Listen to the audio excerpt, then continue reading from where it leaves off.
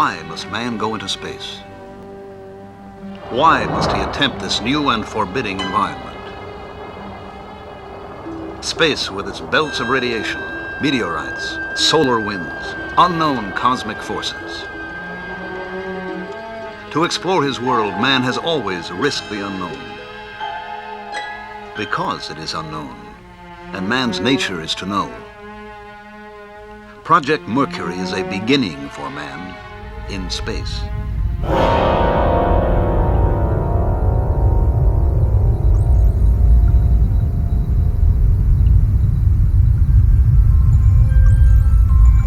Mercury, the mythological god of travel, was the name chosen for the US's maiden space program, which was established in 1959, shortly after the formation of the civilian space body, NASA.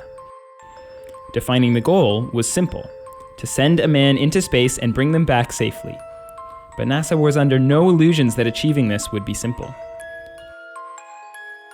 Just 2 years previously, the US had watched with shock and embarrassment as the Soviets placed Sputnik 1, the first artificial satellite into Earth orbit. And amidst the backdrop of an ever-escalating tension between the two nations, the space race was born. The ultimate goal? To claim the title of first in placing a man on the moon.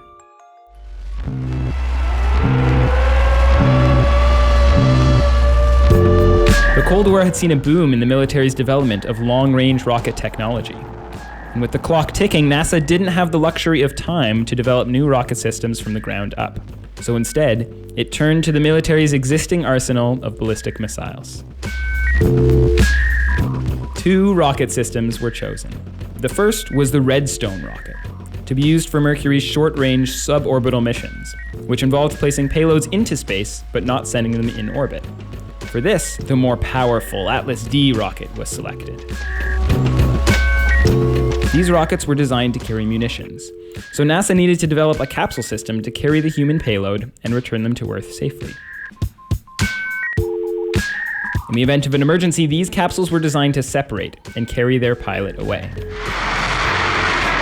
The escape rocket takes the capsule away from the booster.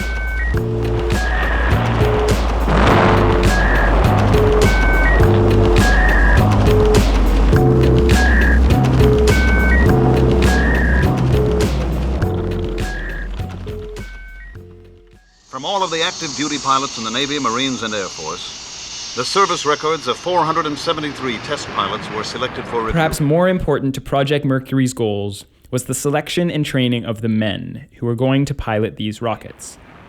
A graduate of a Navy or Air Force test pilot school, 1,500 hours of flight time, qualified in jet aircraft, an engineering background, younger than 40 at the time of selection, and 5 feet 11 or less. The candidates underwent intensive physical and mental assessments. Each measurable reaction of body chemistry, each physical function was measured, probed, diagnosed.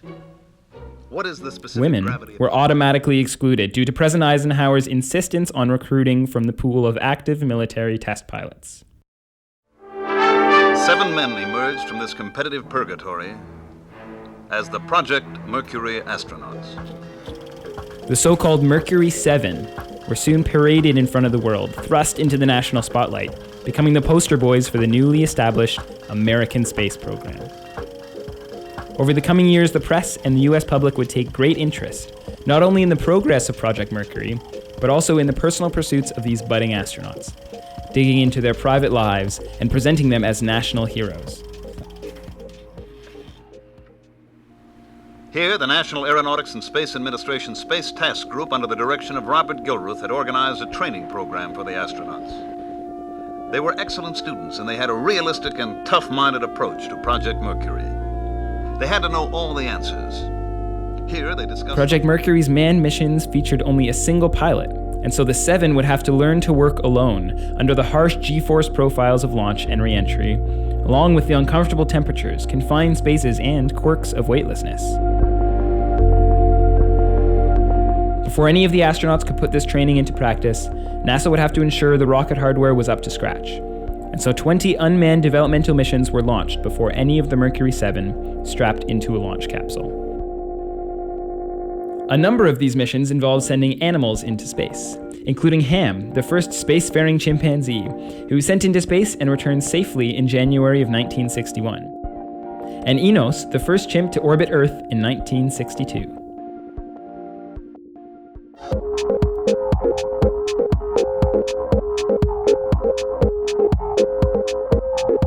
Preparations for missions began a month in advance, with 2 men chosen to take part, one as the primary astronaut, the other as the backup. On May 5, 1961, the US sent its first man into space.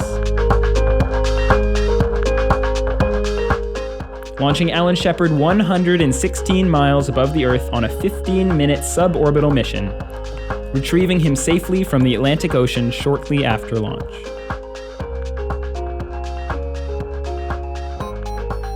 Project Mercury saw a total of 6 manned missions, achieving its first orbital flight with John Glenn in February 1962. Gordon Cooper brought the program to a close in 1963 with a 34-hour orbital flight, achieving 22 orbits.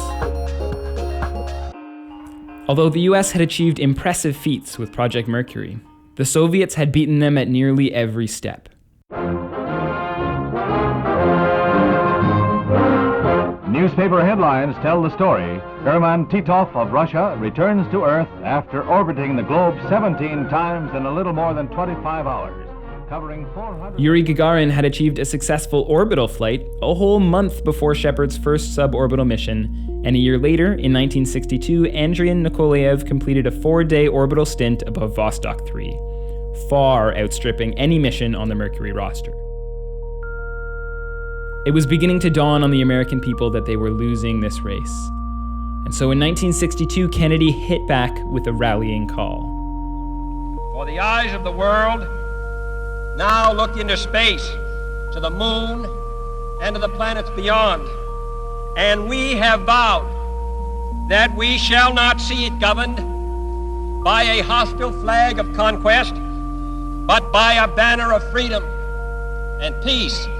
We have vowed that we shall not see space filled with weapons of mass destruction, but with instruments of knowledge and understanding. Yet the vows of this nation can only be fulfilled if we in this nation are first, and therefore we intend to be first. By pitching America's quest for space as a fight for peace and security, Kennedy had enlivened the nation's ambition. But it would have to dig deep into its pockets and cover significant ground if it were to beat its rivals to the top spot. All eyes were now set firmly on the moon. We choose to go to the moon in this decade and do the other things, not because they are easy, but because they are hard.